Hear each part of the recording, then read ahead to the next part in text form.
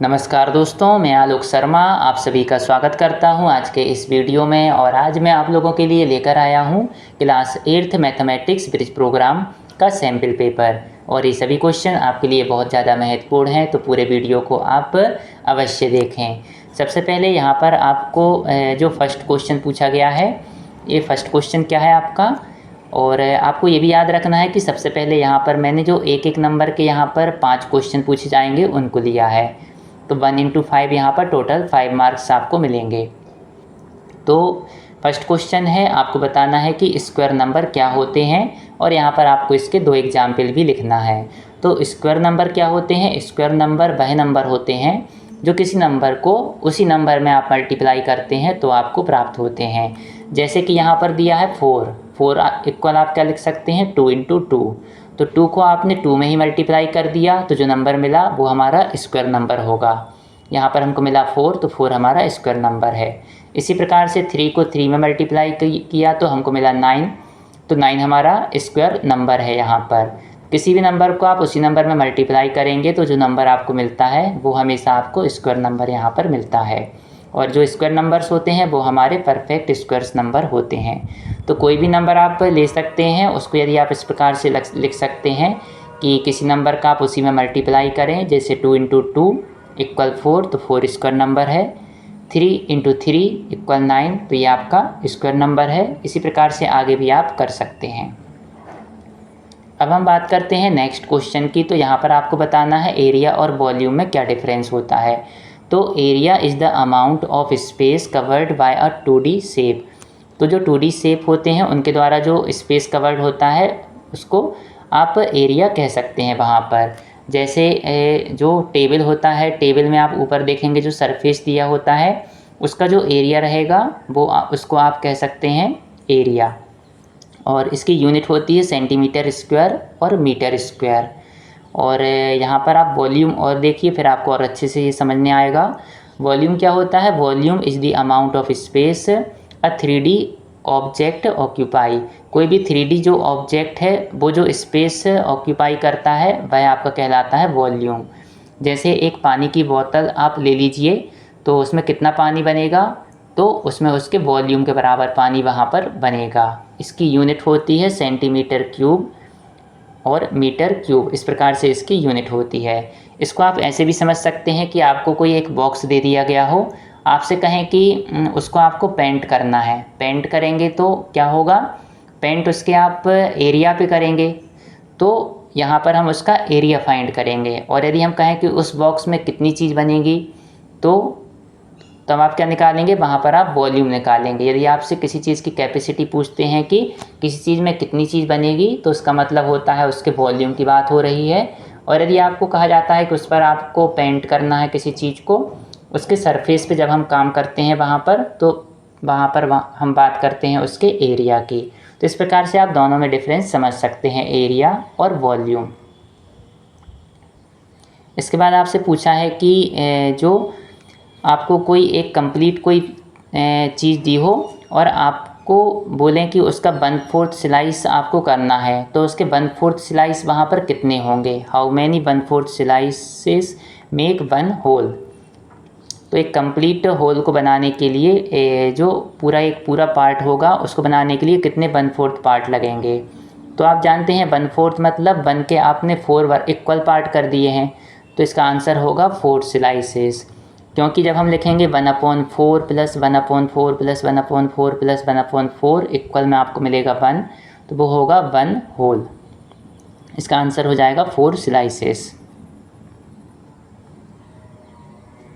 इसके बाद हम बात करते हैं नेक्स्ट क्वेश्चन की। तो यहाँ पर आपको एक पैटर्न दिया गया है, इसको आपको कंप्लीट करना है। 1 3 5 7 और 2 यहाँ पर स्पेस दिए गए हैं। यहाँ पर आपको नेक्स्ट नंबर यहाँ पर फिल करना है। तो 1 के बाद 3 है, 3 के बाद 5 है, 5 के बाद 7 है। तो हम देख सकते हैं यहाँ पर हर बार यहाँ पर 2 प्लस होते जा रहा है। तो 7 के बाद जो नंबर आएगा वो भी आपका 2 प्लस होकर आएगा। तो 7 + 2 हो जाएगा आपका 9। और उसके नेक्स्ट जो नंबर होगा 9 + 2 होगा तो 11।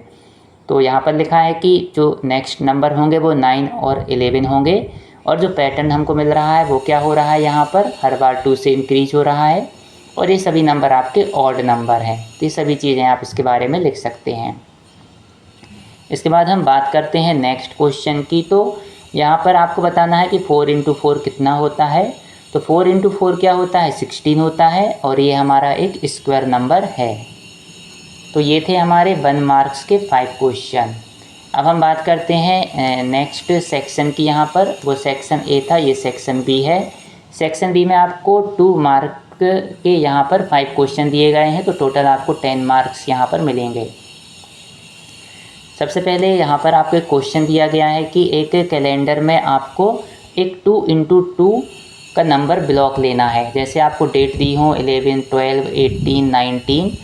2 × 2 मतलब क्या होता है कि 2 उसमें रो रहेंगी, मतलब 2 आपको ऐसे में नंबर लिखना है इस प्रकार से, और 2 × 2 और 2 आपके यहाँ पर कॉलम रहेंगे। कॉलम मतलब 2 आप नंबर आपको इस प्रकार से लिखना है जैसे यहाँ पर लिखा है। ये आप देख सकते हैं 1 रो, ये सेकंड रो, और यहाँ पर 1 कॉलम और ये सेकंड कॉलम। तो ये कहलाता है 2 × 2 ब्लॉक।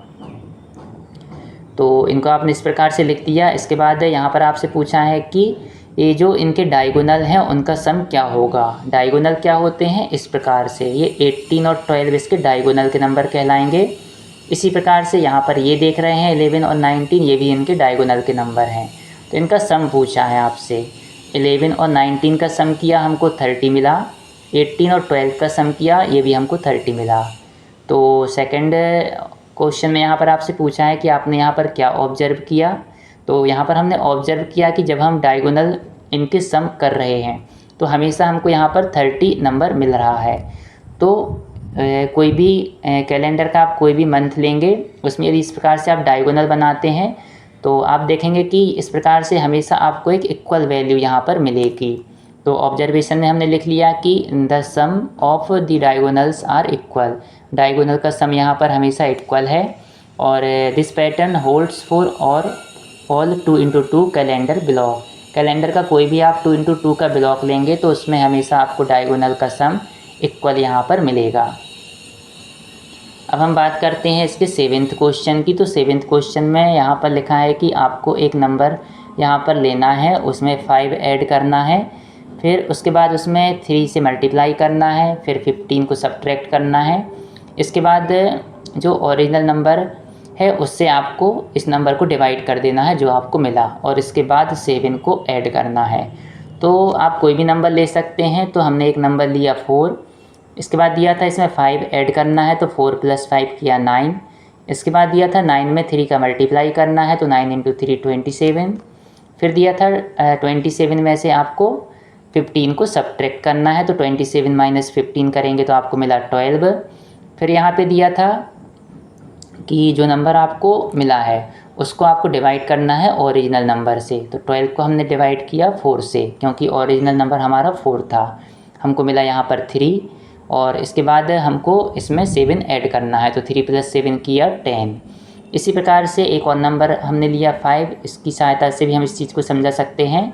5 + 5, पहले यहाँ पर हमने 5 ऐड कर दिया तो 10 मिला, 3 मल्टीप्लाई किया उसको 30 मिल गया हमको। 30 में से 15 को माइनस किया 15 को फिर 5 से डिवाइड कर दिया 3 को 7 से प्लस किया 10।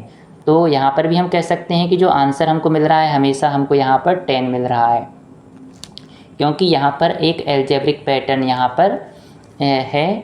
और इस प्रकार से आप कोई भी नंबर लेंगे तो हमेशा आपको इस प्रकार से इस पैटर्न के अनुसार यदि आप सॉल्व करेंगे तो आपको यहाँ पर 10 ही आंसर में मिलेगा। अब हम बात करते हैं नेक्स्ट क्वेश्चन की। तो नेक्स्ट क्वेश्चन में आपको दिया गया है कि ये डेटा आपको दिया गया है, आपको पिक्टोग्राफ के द्वारा इसको रिप्रेजेंट करना है। क्रिकेट में लिखा है 5 है, फुटबॉल में 3 है, बैडमिंटन में 2 है। और आपको इस प्रकार से रिप्रेजेंट करना है कि एक डॉट बना हो तो वो 1 स्टूडेंट को रिप्रेजेंट करेगा। तो क्रिकेट में 5 है तो यहाँ पर 5 डॉट बना देंगे हम, क्योंकि 1 डॉट इक्वल है 1 स्टूडेंट के। फुटबॉल में 3 है तो फुटबॉल में 3 डॉट बना देंगे। बैडमिंटन में यहाँ पर 2 है तो 2 डॉट बना देंगे। तो बस ये आपका हो गया पिक्टोग्राफ। पिक्टोग्राफ क्या होता है, जो भी इंफॉर्मेशन आपको दी होती है उसको आपको पिक्चर्स के फॉर्म में वहाँ पर रिप्रेजेंट करना होता है, तो उसको हम बोल देते हैं pictograph. Pictograph help visualise quantity quickly using symbols, क्योंकि जब नंबर में बहुत चीज़ें लिखी होती हैं तो हमको कई बार समझने में बहुत ज़्यादा देर लगती है, तो उनके लिए हम यहाँ पर पिक्चर्स का यूज़ करते हैं, तो उनसे हमें आसानी से जानकारी मिल जाती है। अब हम बात करते हैं नेक्स्ट क्वेश्चन की। तो नेक्स्ट क्वेश्चन में आपको एक पिज़्ज़ा ड्रॉ करना है और इसमें क्या करना है, इसके 8 इक्वल पार्ट आपको करना है और इसको आपको शेडिंग भी करना है इसकी 3/8। 3/8 मतलब 8 में से 3 पार्ट आपको यहाँ पर ये इसमें से आप किसी कलर के द्वारा इसकी शेडिंग कर देंगे। तो यहाँ पर हमने एक सर्किल ड्रा कर दिया है, इसके 8 इक्वल पार्ट कर दिए हैं और इसमें से 3 पार्ट शेडिंग यहाँ पर कर दी है इनकी। तो ये क्या बता रहा है, 3/8 मतलब होता है यहाँ पर फ्रैक्शन, तो ये रिप्रेजेंट कर रहा है एक फ्रैक्शन को 3/8 को। और ये आपका यूजफुल है understanding parts of a whole, कि कोई कंप्लीट आपको कोई चीज़ दी है उसके आप इस प्रकार से बराबर बराबर पार्ट करके इस प्रकार से इसको रिप्रेजेंट कर सकते हैं। अब हम बात करते हैं नेक्स्ट क्वेश्चन की। तो नेक्स्ट क्वेश्चन में आपको एक पैटर्न दिया गया है, इसी पैटर्न को आपको आगे बढ़ाना है, इसके नेक्स्ट रो आपको लिखना है। तो आप देख सकते हैं ये 1 है, ये 2 है, ये 3 है, तो नेक्स्ट 2 रो में क्या होगा, नेक्स्ट रो में आ जाएगा यहाँ पर 4 डॉट, इसके बाद आ जाएंगे 5 डॉट। 4th रो में होगा यहाँ पर 4 डॉट, 5th रो में होगा आपके 5 डॉट। और ये पैटर्न आप किसको रिप्रेजेंट कर रहा है, this is a pattern of natural numbers starting from 1। ये आपके नेचुरल नंबर होते हैं 1, 2, 3, 4, 5 इस प्रकार से। और यहाँ पर क्या हो रहा है कि हर बार हर एक रो में क्या हो रहा है, 1 डॉट यहाँ पर प्रीवियस रो से एक्स्ट्रा यहाँ पर बनता जा रहा है, यही चीज़ यहाँ पर हमने लिख दी है, यही आपका आंसर है। अब यहाँ पर सेक्शन सी में आप देखेंगे तो यहाँ पर 3 मार्क्स के आपको यहाँ पर 5 क्वेश्चन दिखेंगे। सबसे पहले आपको क्वेश्चन दिख रहा है क्वेश्चन नंबर 11। यहाँ पर आपको नंबर यहाँ पर फिल करना है और नंबर आप कैसे फिल करेंगे, यहाँ पर नंबर को आपको इस प्रकार से यहाँ पर फिल करना है। जैसे यहाँ पर जो नंबर भरेंगे आप, तो एक बार में आप एक नंबर यूज करेंगे, दोनों जैसे यहाँ पर और यहाँ पर आप एक से नंबर यूज नहीं कर सकते हैं। तो यहाँ पर हम लिख सकते हैं 6, यहाँ पर लिख देंगे 4, 6 + 4 हो जाएगा 10। इसी प्रकार से यहाँ पर 9 लिख देंगे, यहाँ पर 5 लिख देंगे, 9 - 5 हो जाएगा 4। यहाँ पर 3, यहाँ पर 6, 3 × 6 हो जाएगा 18। यहाँ पर आपको इन दोनों बॉक्सेस में सेम वैल्यू नहीं करना है, जैसे आप 5 + 5 नहीं लिख सकते हैं। तो बस आपको इस प्रकार से सॉल्व आपको करना है यहाँ पर। और यहाँ पर आप दूसरे नंबर भी ले सकते हैं, यदि आप चाहते हैं कि कहीं पर भी नंबर रिपीट ना हो, तो यहाँ पर 9 × 2 भी लिख सकते हैं। 9 लेकिन यहाँ पर यूज हो गया है, तो और कौन सा नंबर आप ले सकते हैं, यहाँ पर 2 × 9 करेंगे तो 9 रिपीट हो गया है, 3 × 6 करेंगे तो 6 भी रिपीट हो गया है। तो और यहाँ पर और कोई नंबर नहीं है जिसमें 18 आएगा, तो इस प्रकार से आपको इसी प्रकार से रिप्रेजेंट करना पड़ेगा कि इन दोनों में बस वो नंबर रिपीट नहीं होना चाहिए। इसी चीज़ को यहाँ पर हमने लिख दिया है कि इस प्रकार से आप और भी प्रैक्टिस कर सकते हैं। अब हम बात करते हैं क्वेश्चन नंबर 12 की। तो क्वेश्चन नंबर 12 में यहाँ पर आपको कुछ नंबर दिए गए हैं 9, 16, 25 और आपको बताना है कि ये नंबर किस प्रकार के नंबर हैं और इनको आपको स्क्वायर ग्रिड के द्वारा भी रिप्रेजेंट करना है। तो सबसे पहले यहाँ पर आप देख सकते हैं 9 को हम लिख सकते हैं 3 × 3, 3 का स्क्वायर इक्वल 9 होता है क्योंकि। इसी प्रकार से 16 को हम लिख सकते हैं 4 × 4, 4 का स्क्वायर 16 होता है। 25 को लिख सकते हैं 5 × 5, 5 का स्क्वायर 25 होता है। तो आप देख सकते हैं यहाँ पर ये सभी नंबर यहाँ पर स्क्वायर नंबर हैं, तो इसका आंसर हो जाएगा कि ये सभी नंबर आपके स्क्वायर नंबर हैं 9, 16, 25। इसके बाद यहाँ पर आपको स्क्वायर ग्रिड में भी इनको रिप्रेजेंट करना है। तो यहाँ पर 3 रो × 3 कॉलम्स इक्वल हो जाएगा यहाँ पर 9 स्क्वायर। इसी प्रकार से 4 रो × 4 कॉलम इक्वल हो जाएगा 16 स्क्वायर्स और 5 रो × 5 कॉलम इक्वल हो जाएगा 25 स्क्वायर्स। यहाँ पर ये माइनस का साइन नहीं है, ये आपका यहाँ पर दोनों प्लस के हैं ये। तो इससे आपको क्या हेल्प मिलेगी? This helps understand the geometry behind square numbers. इनका मैं यहाँ पर डायग्राम भी बना दे रहा हूँ। आप देख सकते हैं 3 इंटू 3 ये हो जाएगा आपका 9। ये टोटल बॉक्स आप देख सकते हैं 9 है।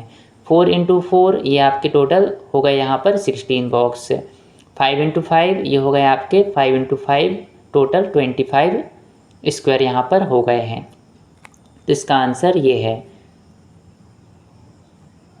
इसके बाद हम बात करते हैं नेक्स्ट क्वेश्चन की। तो नेक्स्ट क्वेश्चन में आपको यहाँ पर पैटर्न दिया गया है 1 = 1, 1 + 3 = 4, 1 + 3 + 5 = 9। तो यहाँ पर आपको नेक्स्ट 2 रो आपको यहाँ पर लिखना है। तो यहाँ पर भी आप देख सकते हैं ये 1 है, 1 + 3 है, 1 + 3 + 5 है। तो नेक्स्ट बार क्या होगा? 1 + 3 + 5 + 7। और उसके नेक्स्ट बार क्या होगा? 1 + 3 + 5 + 7 + 9, क्योंकि ये सभी नंबर ऑड नंबर हैं और इनको आप प्लस कर रहे हैं तो यहाँ पर आपको स्क्वायर नंबर यहाँ पर मिल रहे हैं। तो यहाँ पर भी आप देखेंगे 16 और 25 आपको मिलेगा। इनको आप प्लस करके भी देख सकते हैं तो आपको इस प्रकार से ये नंबर यहाँ पर मिलेंगे। तो इससे हमको यहाँ पर आप देख सकते हैं ऑब्जर्वेशन में हमको क्या मिलता है। तो sum of first n odd numbers equal n²। This reinforce pattern recognition. तो इसमें क्या होता है, जब भी आप 1 से स्टार्ट कर कितने भी ऑड नंबर को प्लस करते हैं तो जितने नंबर होते हैं उतने का आप स्क्वायर कर दीजिए तो आपको वही आंसर मिलता है। जैसे यहाँ पे 1 था तो 1 = 1 मिला। यहाँ पर टोटल 2 ऑड नंबर हैं तो 2 का स्क्वायर मिला। यहाँ पर 3 ऑड नंबर है तो 3 का स्क्वायर। यहाँ पर 4 ऑड नंबर है तो 4 का स्क्वायर। 5 ऑड नंबर है तो 5 का स्क्वायर। बस आपके ये सभी 1 से स्टार्ट होने चाहिए। तो इस क्वेश्चन का आंसर ये है। अब हम बात करते हैं नेक्स्ट क्वेश्चन की। तो नेक्स्ट क्वेश्चन में आपको दिया गया है कि एक नंबर आपको लेना है और फिर इसकी जो डिजिट हैं उनको रिवर्स कर देना है और फिर आपको क्या करना है, उन दोनों को ऐड करना है और उसके बाद आपको चेक करना है कि वो 11 से डिविजिबल हैं कि नहीं। और उसका आपको एक एग्जाम्पल देना है यहाँ पर। तो हमने एक नंबर ले लिया 36, इसकी डिजिट को रिवर्स किया तो 36 ये हो जाएगा 63, दोनों को प्लस किया तो 99 और 99 को 11 से डिवाइड करके देखा तो हमको 9 मिला। तो इसका मतलब है कि ये नंबर 11 से डिविजिबल है। बस यहाँ पर हम लिख देंगे कि कोई भी नंबर आप लेते हैं और उसकी डिजिट को आप रिवर्स करते हैं और उसके बाद यदि 11 से डिवाइड करते हैं तो वो डिवाइड हो जाता है। ये इसका आंसर है। इसके बाद बात करते हैं नेक्स्ट क्वेश्चन की। नेक्स्ट क्वेश्चन में आपको पावर्स ऑफ 2 यहाँ पर दी गई हैं। पावर्स ऑफ 2 मतलब 2 की पावर 1, 2 की पावर 2, 2 की पावर 3। आपसे पूछा है यहाँ पर नेक्स्ट टर्म क्या होगी। तो ये 2 की पावर 1 है, 2 की पावर 2 है, 2 की पावर 3 है, तो नेक्स्ट होगा 2 की पावर 4। तो इसका आंसर हो जाएगा 2 की पावर 4 = 16। इसके बाद आपसे यहाँ पर पूछा है क्या कि यहाँ पर आपको एक 3D शेप क्या आप इससे बना सकते हैं। तो यहाँ पर हम लिखेंगे कि यदि हम 8 क्यूब्स यहाँ पर लेते हैं तो हम एक यहाँ पर क्यूब बना सकते हैं। तो जब भी आपको कोई क्यूब नंबर रहता है, जैसे 2 की पावर 3 है तो 2 की पावर 3 मतलब 2 का क्यूब है = 8। तो ऐसे नंबर के लिए यहाँ पर हम क्यूब बना सकते हैं। और बाकी नंबर आप देखेंगे 2 और 4, तो 2, 4 और जो 16 हमको मिला है, इतने क्यूब की हेल्प से यदि आप कोई डायग्राम बनाने की कोशिश करेंगे तो आपको क्यूबाइड मिल सकता है या और कोई दूसरा भी आपको 3D ब्लॉक शेप वहाँ पर मिल सकता है। लेकिन आपको कभी भी परफेक्ट क्यूब इनसे नहीं मिलेगा 2, 4 और 16 से, क्योंकि ये आपके परफेक्ट क्यूब नंबर नहीं हैं। तो ये इसका आंसर है। अब यहाँ पर 5 मार्क्स का एक और क्वेश्चन है। इस क्वेश्चन में आपको यहाँ पर ये फ्लेवर दिए गए हैं आइसक्रीम के और ये स्टूडेंट्स दिए गए हैं जितने स्टूडेंट्स के ये फ्लेवर यहाँ पर फेवरेट हैं। तो यहाँ पर सबसे पहले एक आपको बार डायग्राम बनाना है, बार ग्राफ बनाना है और इसके बाद आपको बताना है कौन सा फ्लेवर सबसे ज़्यादा पॉपुलर है और कौन सा सबसे कम पॉपुलर है। और इसके बाद टोटल नंबर ऑफ़ स्टूडेंट्स भी आपको फाइंड करना है। तो इस टेबल को आप अच्छे से देख लीजिए। यहाँ पर ये 6 हैं, ये 8 हैं, ये 4 हैं, ये 2 हैं। तो इस प्रकार से इसका बार ग्राफ बनेगा। यहाँ पर 2, 4, 6, 8 और यहाँ पर सभी फ्लेवर के नाम लिख दिए। इसको पसंद करने वाले जो स्टूडेंट थे वो 6 थे तो इसको 6 तक बनाया। इसको पसंद करने वाले जो स्टूडेंट थे वो 8 थे तो इसको 8 तक ले गए, और इसको पसंद करने वाले जो स्टूडेंट थे वो 4 थे तो इसको 4 तक ले गए। इसको पसंद करने वाले जो स्टूडेंट थे 2 थे तो इसको 2 तक ले गए। यहाँ पर हमने लिख दिया नंबर ऑफ़ स्टूडेंट्स, यहाँ पर लिख दिया आइसक्रीम फ्लेवर। बस ये इसका आंसर है। इसके बाद आपसे यहाँ पर एक क्वेश्चन और पूछा गया था कि जो सबसे पॉपुलर फ्लेवर है वो कौन सा है। चॉकलेट है यहाँ पर, क्योंकि इसमें इस प्रकार से आप देख सकते हैं 8 स्टूडेंट इसको पसंद कर रहे हैं। और सबसे कम पॉपुलर कौन सा है, ये केसर पिस्ता, क्योंकि इसमें केवल 2 स्टूडेंट इसको पसंद कर रहे हैं। थर्ड क्वेश्चन में पूछा था टोटल नंबर ऑफ़ स्टूडेंट कितने हैं, तो 6 + 8 + 4 + 2 = 20 हैं। तो ये इसका आंसर है। तो ये जो आपका पेपर था ये आपका ब्रिज कोर्स पर आधारित था। और इसके बाद जब आपकी जो एनसीईआरटी की बुक में जो आपका सिलेबस होगा उसके आधार पर भी मैं एक आपको सैम्पल पेपर बाद में बना दूंगा। तो इस वीडियो को आपने बहुत अच्छे से देखा, इसके लिए बहुत बहुत धन्यवाद। और यदि आपको मेरा वीडियो पसंद आया हो तो इसको लाइक अवश्य करें, और आप किस प्रकार के वीडियो चाहते हैं आप कमेंट में मुझे ज़रूर बताएं। आपने मेरे वीडियो को देखा इसके लिए बहुत बहुत धन्यवाद। Thank you.